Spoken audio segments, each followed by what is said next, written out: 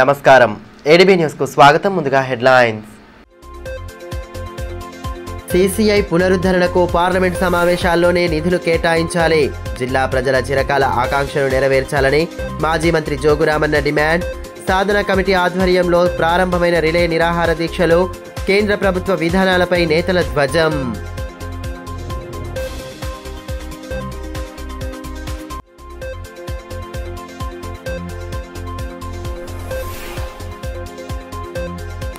ఆశాల సమస్యలను పరిష్కరించాలని డిమాండ్ చేస్తూ కలెక్టరేట్ ఎదుట ధర్నా. దీర్ఘకాలిక డిమాండ్లను వెంటనే నెరవేర్చాలన్న నేతలు.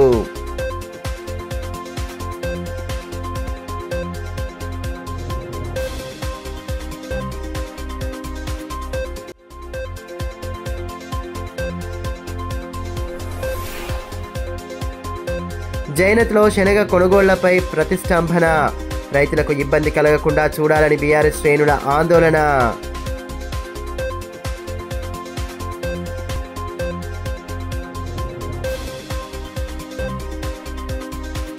జిల్లావాసుల ఏళ్లనాటి కళ అయిన సీసీఐ పునరుద్ధరణకు ప్రస్తుత పార్లమెంట్ సమావేశాల్లోనే నిధులు కేటాయించాలని మాజీ మంత్రి జోగురామన్న డిమాండ్ చేశారు.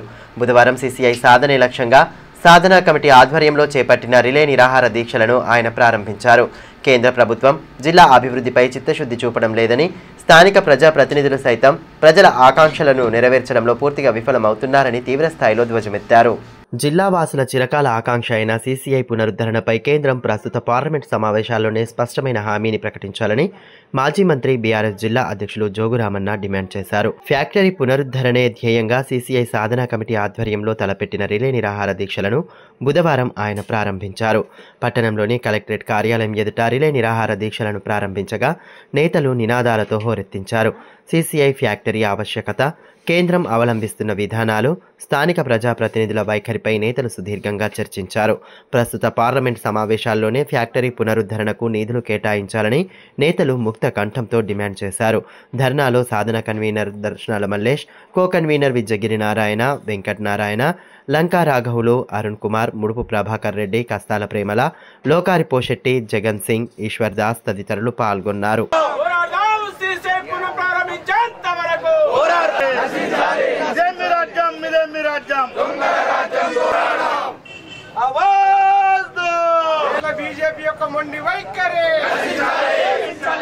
ఈ మేరకు మాజీ మంత్రి బీఆర్ఎస్ జిల్లా అధ్యక్షులు జోగురామన్న మాట్లాడుతూ, జిల్లా ప్రజల చిరకాల ఆకాంక్ష అయినటువంటి సీసీఐ పునరుద్ధరణకు గాను గత బీఆర్ఎస్ ప్రభుత్వ హయాంలో అనేక మార్లు కేంద్రానికి విన్నవించామని, కేంద్ర మంత్రులను పలు దఫాలుగా కలిసినా ఎటువంటి స్పందన రాలేదన్నారు.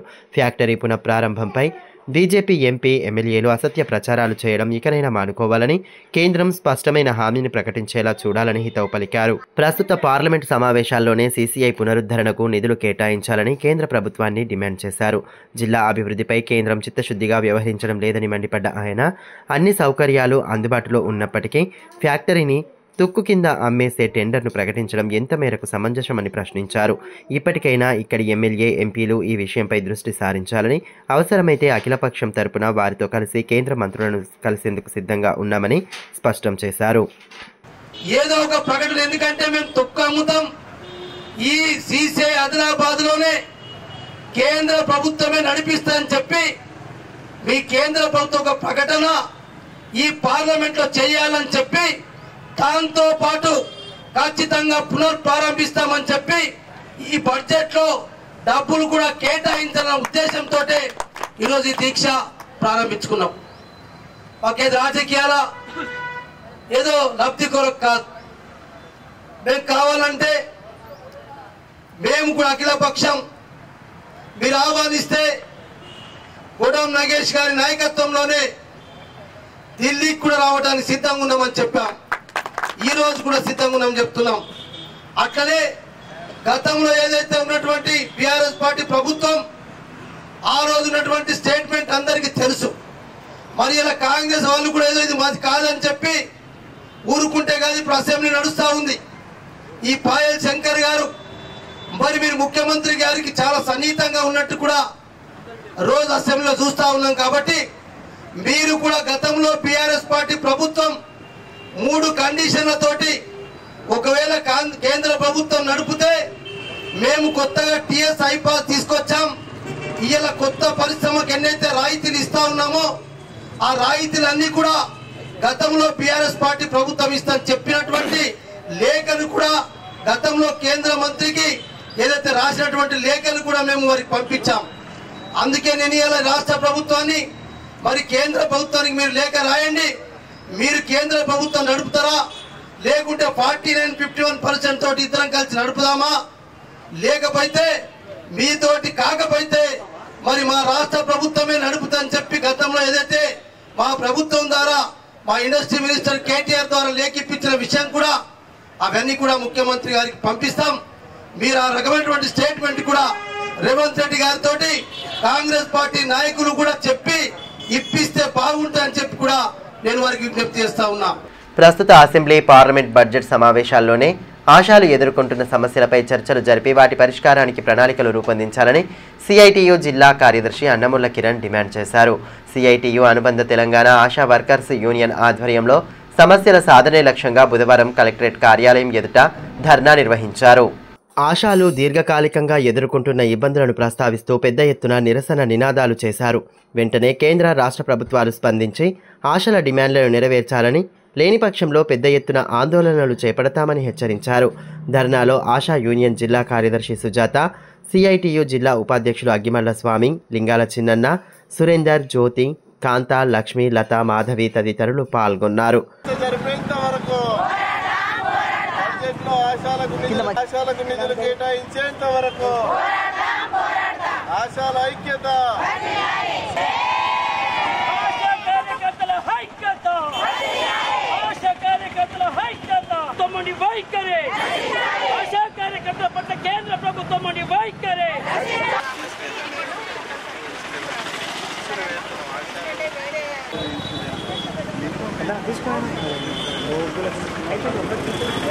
ఈ మేరకు అన్నముల కిరణ్ మాట్లాడుతూ కేంద్ర రాష్ట్ర ప్రభుత్వాలు చేపట్టే ప్రతి కార్యక్రమంలో ఆశాలు ముందుండి వాటిని విజయవంతం చేస్తున్నారని అన్నారు. కానీ ఆశాల సమస్యలను పరిష్కరించడంలో మాత్రం ప్రభుత్వాలు చిత్తశుద్ధిగా వ్యవహరించడం లేదన్నారు. ఆశాలకు 18,000 రూపాయల వేతనం చెల్లించడంతో పాటు పీఎఫ్, ఈఎస్ఐ సౌకర్యాలు కల్పించాలన్నారు. కాంగ్రెస్ ప్రభుత్వం ఆశలకు మేనిఫెస్టోలో చేర్చిన హామీలను వెంటనే అమలు చేయాలని, ఏఎన్ఎం ట్రైనింగ్ పూర్తి చేసిన ఆశలకు పోస్టుల్లో ప్రమోషన్ సౌకర్యం కల్పించాలని డిమాండ్ చేశారు. సమస్యలు పరిష్కారం కాని పక్షంలో పెద్ద ఎత్తున ఉద్యమాలు చేపడతామని స్పష్టం చేశారు. ఈ రోజు నుండి ప్రారంభమవుతున్న తెలంగాణ రాష్ట్ర అసెంబ్లీ బడ్జెట్ సమావేశాల్లో ఆశాల సమస్యలపైన చర్చలు జరిపి ఆ సమస్యల పరిష్కారం కోసం రాష్ట్ర ప్రభుత్వం కార్యాచరణ రూపొందించాలని, బడ్జెట్లో ఆశాలకు నిధులు కేటాయించి ఆశాల సమస్యల పరిష్కారం కోసం చొరవ చూపాలని చెప్పేసి మేము Telangana ASHA workers union CIT ఆధ్వర్యంలో రాష్ట్ర వ్యాప్తంగా అన్ని జిల్లా కలెక్టర్ల కార్యాలయాల ముందు ఈరోజు పికెటింగ్ కార్యక్రమాన్ని నిర్వహిస్తూ ఉన్నాం. గత 20 సంవత్సరాలుగా వైద్యారోగ్య సేవలో అనేక సేవలు అందిస్తున్న ఆశా కార్యకర్తలను, వారి శ్రమను గుర్తించడంలో కేంద్ర రాష్ట్ర ప్రభుత్వాలు దారుణంగా విఫలమయ్యాయి. అన్ని కార్యక్రమాలను ఆశా కార్యకర్తలను ముందుంచి రాష్ట్ర కేంద్ర ప్రభుత్వాలు ఆ కార్యక్రమాలను జయప్రదం చేసుకుని వారి ప్రచార ఆర్భాటం కోసం వాడుకుంటున్నారు తప్ప ఆశాల సమస్యలపైన సమస్యల పరిష్కారం కోసం మాత్రం ఆ కేంద్ర రాష్ట్ర ప్రభుత్వాలు చిత్తశుద్ధిని ప్రదర్శించడం లేదు. జైనత్ మార్కెట్ యార్డ్లో శనగ కొనుగోలులో ప్రతిష్టంభన నెలకొంది. గత 3 రోజుల కిందట కొనుగోలు ప్రారంభమైనప్పటికీ కూలీల సమస్యలు తలెత్తడంతో రైతులు తీవ్ర ఇబ్బందులు పడుతున్నారు. ఈ విషయమై బుధవారం బీఆర్ఎస్ నేతలు ఆందోళన వ్యక్తం చేశారు. మండల కేంద్రంలోని ప్రధాన రహదారిపై బైఠాయించి కొనుగోలు ప్రారంభించకపోవడం పట్ల తీవ్ర స్థాయిలో అసహనం వ్యక్తం చేశారు. కాంగ్రెస్ నేతలు అధికారుల వైఖరిని నిరసిస్తూ నినాదాలు చేశారు. విషయం తెలుసుకున్న పోలీసులు అక్కడికి చేరుకొని ఆందోళనకారులను సముదాయించే ప్రయత్నం చేశారు. రైతులకు ఇబ్బంది కలగకుండా వెంటనే కొనుగోళ్లను ప్రారంభించాలని ఈ సందర్భంగా బీఆర్ఎస్ నేతలు డిమాండ్ చేశారు. పార్టీ మండల ప్రధాన కార్యదర్శి యాదవ్, వెంకటరెడ్డి, భోజన్న, రామ్రెడ్డి, పురుషోత్తం రెడ్డి తదితరులు పాల్గొన్నారు.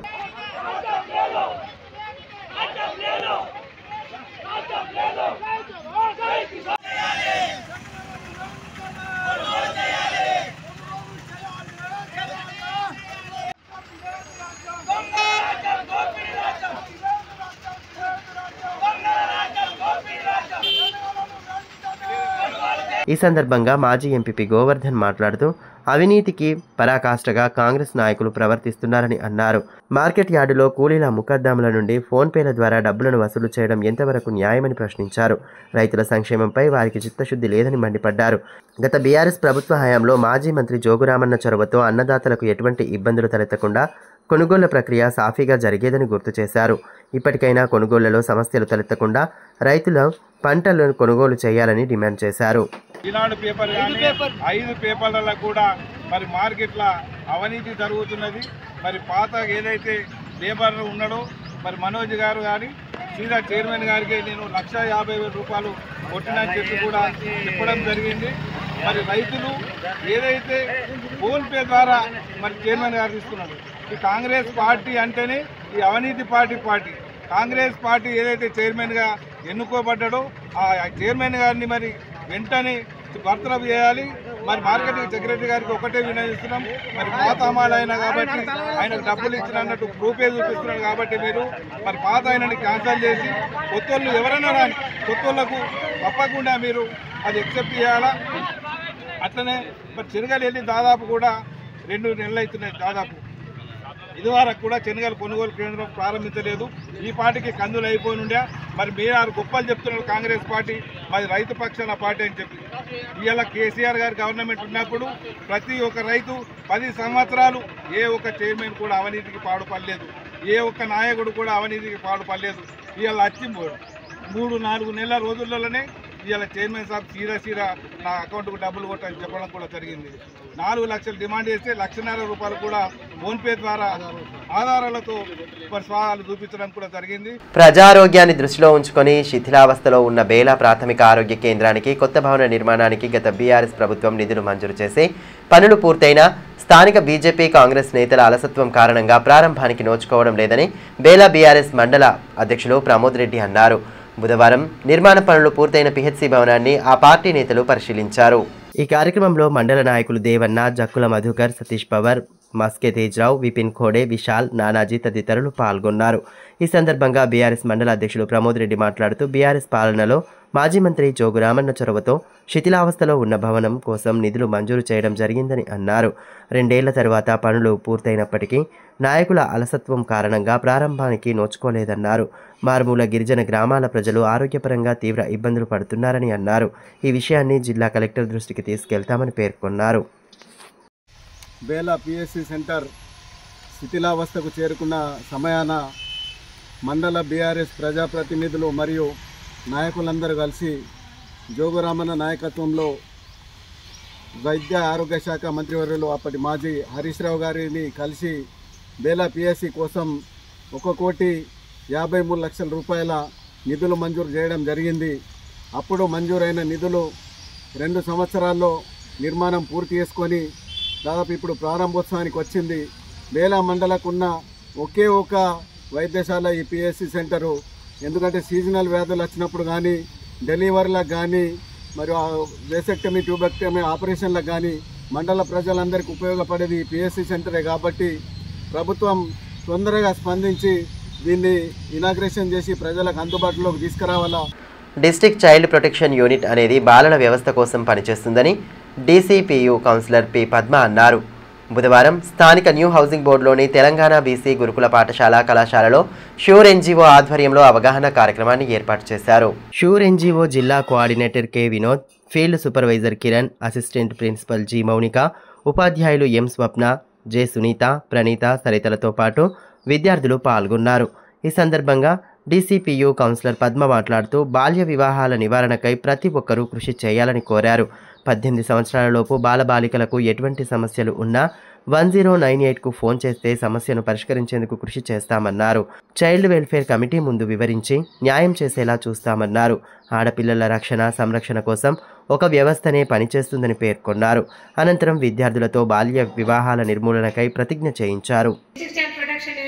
బాలల వ్యవస్థ పైన పనిచేస్తుంది. 0 to 18 బిలో పిల్లలందరికీ ఎలాంటి సమస్యలు ఉన్నా, ఎక్కడ ఏం జరిగినా జిల్లా లెవెల్లో మొత్తంగా మనకు అప్పుడే పుట్టినప్పుడు పిల్లల నుంచి 18 సంవత్సరాల లోపు వయసు గల పిల్లలందరికీ ఎలాంటి సమస్యలున్నా 1098కి మీరు వెంటనే నెంబర్కి కాల్ చేస్తే మేము వెంటనే మీ దగ్గరకు వచ్చి మీ సమస్యల్ని మన డిస్ట్రిక్ట్ చైల్డ్ కమిటీ ఉంటుంది ఒకటి, సిడబ్ల్యూసి అనేది డిస్ట్రిక్ట్ వెల్ఫేర్ కమిటీ ముందు ప్రవేశపెట్టి మేము వారికి మీ సందేశాన్ని తెలియజేసి మీ సమస్యల్ని మేము వెంటనే అక్కడ పరిష్కరిస్తాము. అంటే మీకు ఎలాంటి సమస్యలు లేకుండా మీ సమస్యలు మీ ఆధ్వర్యంలో మీ ఇష్ట ప్రకారం, మీకు ఎలాంటి సమస్యలు మీకు ఇష్టం ఉండాలి కదా, మీ సమస్యలు ఏంటో మాకు చెప్పాలి కదా, మీరు చెప్తేనే మాకు తెలుస్తుంది. కాబట్టి మీరు ఎలాంటి సమస్యలు ఉన్నా మీరు వెంటనే 109 కాల్ చేయవలసిందిగా కోరుచు. ఎస్సీ వర్గీకరణ బిల్లును అసెంబ్లీలో ప్రవేశపెట్టి చట్టబద్ధత కల్పించడం పట్ల తెలంగాణ మాదిగ జేఏసీ నేతలు హర్షం వ్యక్తం చేశారు. బుధవారం పట్టణంలోని అంబేద్కర్ చౌక్లో సంబరాలు జరుపుకుంటూ ప్రభుత్వానికి ధన్యవాదాలు తెలియజేశారు. ఈ సందర్భంగా ముఖ్యమంత్రి రేవంత్ రెడ్డి మాదిగ జేఏసీ వ్యవస్థాపక అధ్యక్షులు పిడమర్తి రవీల ఫ్లెక్సీకి పాలాభిషేకం చేశారు. మాదిగ జేఏసీ జిల్లా అధ్యక్షులు మల్యాల మనోజ్, నక్క రామ్దాస్, నర్సింగ్, సరోజ, గంగాధర్, రవికుమార్, అశోక్ తదితరులు కార్యక్రమంలో పాల్గొన్నారు.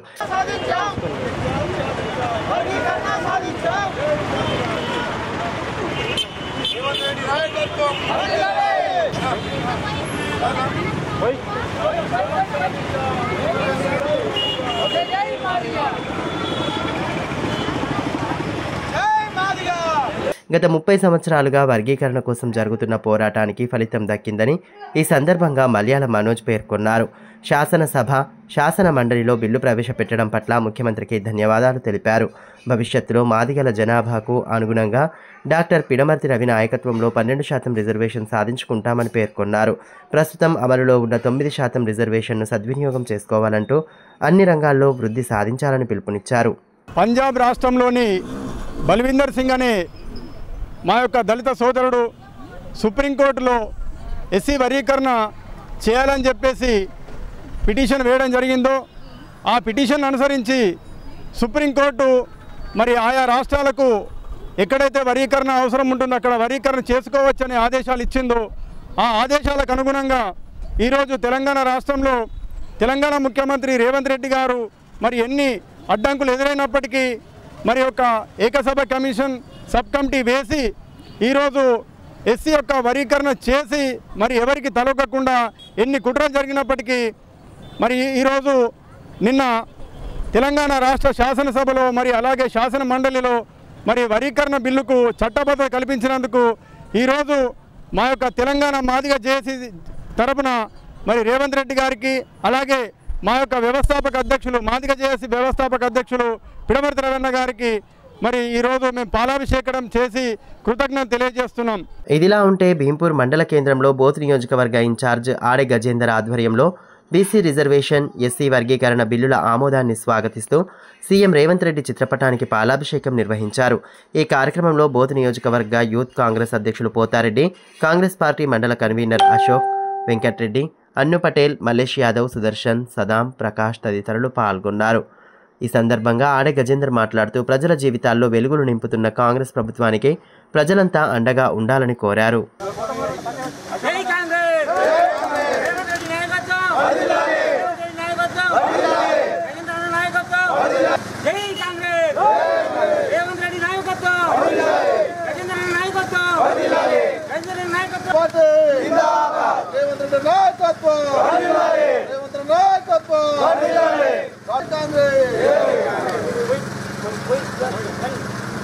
అదేవిధంగా తాంసీ మండల కేంద్రంలోని అంబేద్కర్ చౌక్లో సీఎం రేవంత్ రెడ్డి చిత్రపటానికి పాలాభిషేకం నిర్వహించారు. అసెంబ్లీలో బీసీ బిల్లు, ఎస్సీ వర్గీకరణకు ఆమోదం తెలపడంపై హర్షం వ్యక్తం చేస్తూ సీఎం రేవంత్ రెడ్డి చిత్రపటానికి బోత్ నియోజకవర్గ ఇన్ఛార్జ్ ఆడే గజేందర్ ఆధ్వర్యంలో పాలాభిషేకం చేశారు.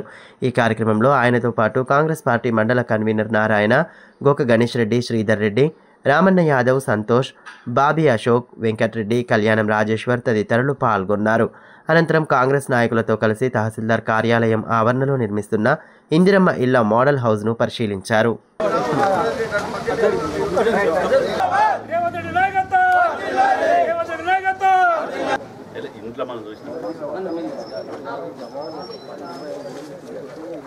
మరోవైపు తలమడుగు మండలంలోని సుంకిడి చౌరస్తా వద్ద మండల కాంగ్రెస్ పార్టీ, బీసీ సంఘాలు, బీసీ నాయకుల ఆధ్వర్యంలో బీసీ రిజర్వేషన్, ఎస్సీ వర్గీకరణ బిల్లుల ఆమోదాన్ని స్వాగతిస్తూ సీఎం రేవంత్ రెడ్డి చిత్రపటానికి పాలాభిషేకం నిర్వహించారు. కాంగ్రెస్ పార్టీ బోత్ నియోజకవర్గ ఇన్ఛార్జ్ ఆడి గజేందర్తో పాటు మాజీ జెడ్పీటీసీ గోక గణేష్ రెడ్డి, పోతారెడ్డి, కళ్యాణం రాజేశ్వర్, లోక ప్రవీణ్ రెడ్డి, అశోక్, సల్లదేవన్న తదితరులు పాల్గొన్నారు.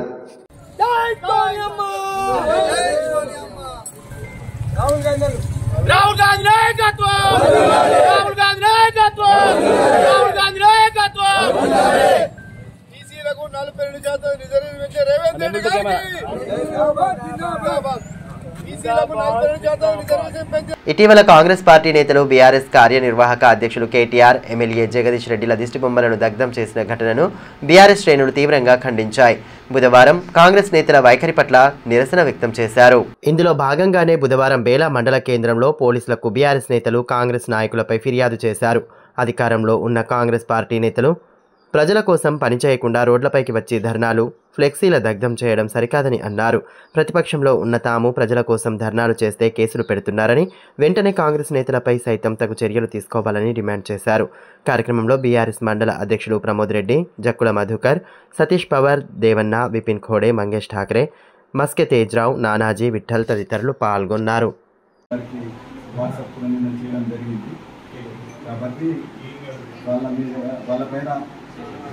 ఖచ్చితంగా చర్య తీసుకోవాలి. ఒకవేళ లేకపోతే కోర్టుకు పోయినా ఫైట్ చేస్తాం.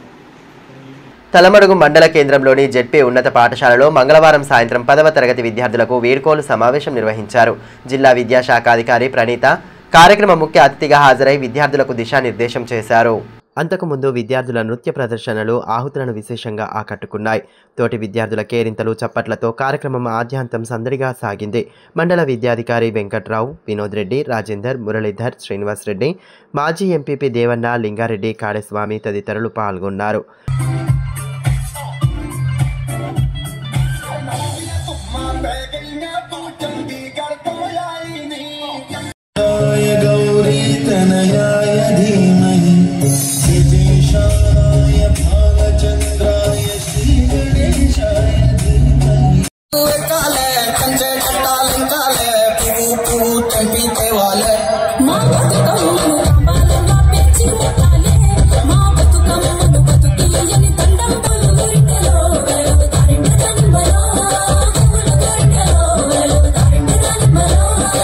ఈ సందర్భంగా డీఈఓ ప్రణీత మాట్లాడుతూ విద్యార్థులు పరీక్షల సమయంలో ఎటువంటి భయాందోళనకు గురికాకుండా ఆత్మవిశ్వాసంతో హాజరు కావాలని సూచించారు. ఎటువంటి సందేహాలు ఉన్నా ఉపాధ్యాయులను కలిసి నివృత్తి చేసుకోవాలన్నారు. ఉజ్వల భవిష్యత్తు పొందేందుకు ప్రణాళికాబద్ధంగా ముందుకు సాగాలని పేర్కొన్నారు. చాలా ప్రోగ్రామ్స్ చాలా చదివారు. మరి మనకు గవర్నమెంట్ ఇచ్చిన ప్రత్యేక మరి దీన్ని మనం వినియోగించుకున్నాము. ఎందుకు అంటే ఈ యాన్యువల్ ఎందుకు చేసుకుంటామంటే కంటిన్యూ జూన్ నుంచి మార్చి వరకు కంటిన్యూ స్టడీ ఉంటుంది. మరి ఒకరోజైనా మనకు ఎంజాయ్మెంట్ ఉండాలి, మన బ్లడ్ సర్క్యులేషన్ ఉండాలి, వివిధ రూపంలో డ్యాన్స్లు ఉండాలి, బాడీ మూమెంట్ ఉండాలి, బ్లడ్ ప్రెషర్ సరిగ్గా ఉండాలి అన్నటువంటి మనకు యాన్యువల్ డే అని మనకు నిర్వహిస్తారు. ఎందుకు ఎప్పుడు స్టడీ స్టడీ స్టడీ కానీ ఈరోజు మీ స్టడీ మాత్రం నిన్నటి వరకు కంటిన్యూ నడిచింది. ఈరోజు ఎంజాయ్మెంట్ చేశారు. రేపటి నుంచి మళ్ళీ పూర్వదశని, రేపటి నుంచి మళ్ళీ చదువుకోవాలి. విద్యార్థులకు పోషకాహార పదార్థాల ప్రాధాన్యతను తెలియచెప్పేలా పాఠశాలల్లో ఫుడ్ ఫెస్టివల్ కార్యక్రమాలను నిర్వహిస్తున్నారు.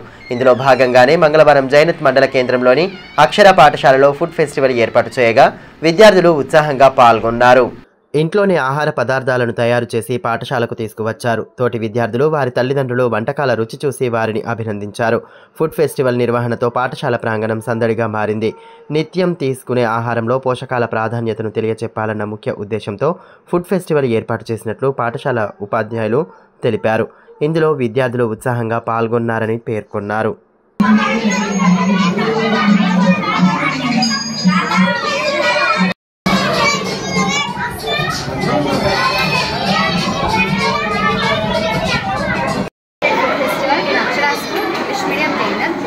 Because we are telling the awareness of the food.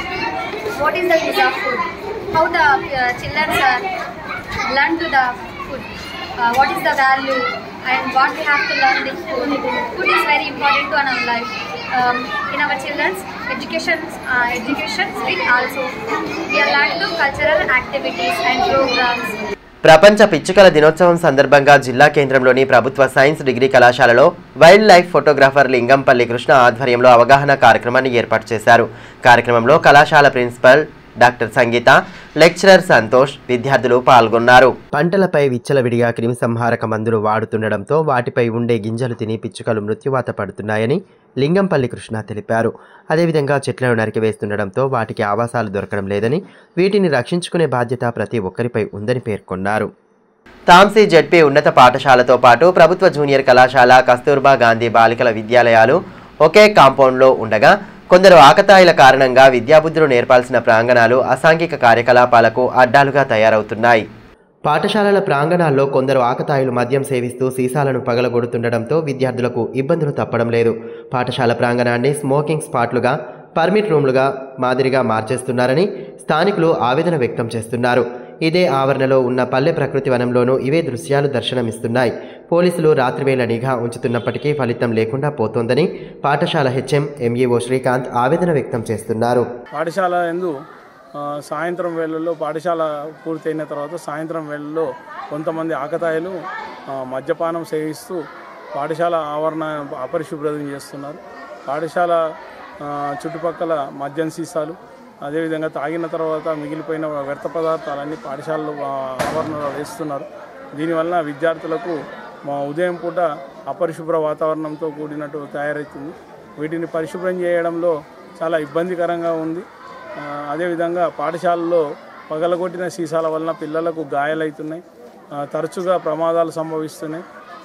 ఈ మధ్యనే ఒక పిల్లవాడికి సీసాతో గాయం వలన దాదాపు 15 నుంచి 20 రోజుల వరకు పాఠశాలకు దూరం అయిపోయే పరిస్థితి వచ్చింది. కాబట్టి అలాంటి పరిస్థితులు రానియకుండా అసాంఘిక శక్తులను కట్టడి చేయడంలో మాకు సహకరించవలసిందిగా అందరినీ కోరుతున్నాను. వార్తలు ముగించే ముందు హెడ్లైన్స్ మరోసారి. సిసిఐ పునరుద్ధరణకు పార్లమెంట్ సమావేశాల్లోనే నిధులు కేటాయించాలి. జిల్లా ప్రజల చిరకాల ఆకాంక్షను నెరవేర్చాలని మాజీ మంత్రి జోగురామన్న డిమాండ్. సాధన కమిటీ ఆధ్వర్యంలో ప్రారంభమైన రిలే నిరాహార దీక్షలు. కేంద్ర ప్రభుత్వ విధానాలపై నేతల ధ్వజం.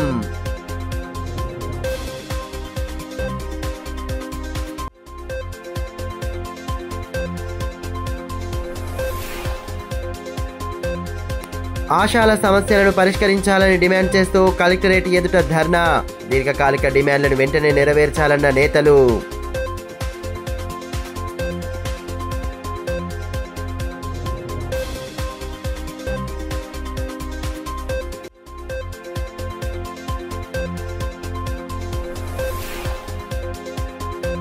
జైనత్లో శనగ కొనుగోళ్లపై ప్రతిష్టంభన. రైతులకు ఇబ్బంది కలగకుండా చూడాలని బీఆర్ఎస్ శ్రేణుల ఆందోళన.